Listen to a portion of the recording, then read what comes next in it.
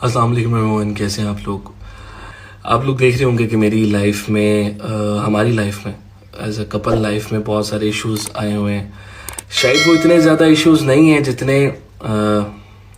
हम आजकल के माशरे में कुछ ज़्यादा ही उन्हें बड़ा बना लेते हैं। आज मैंने सोचा कि आप लोगों से कुछ बातें की जाएँ, क्योंकि पिछले तकरीबन 1 महीने से बहुत सारी चीज़ें ऐसी हो रही हैं जिन्हें शायद नहीं होना चाहिए था। और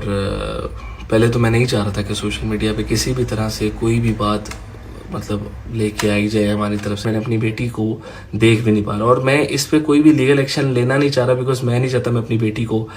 कचहरियों में या कोर्ट्स में जाके, ऐसा लग रहा है कि फादर भी नहीं हूँ, क्योंकि मैंने 1 महीने से अपनी बेटी को देखा भी नहीं है। आप समझ रहे हैं,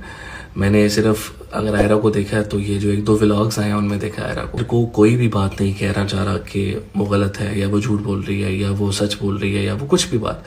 मैं सिर्फ ये कहना चाहूँगा कि मैंने अपनी तरफ से 2,00,000% ट्राई कर लिया है कि रिश्ता बचे, इस रिश्ते को दोबारा से वैसे ही ठीक किया जाएगी वो, बट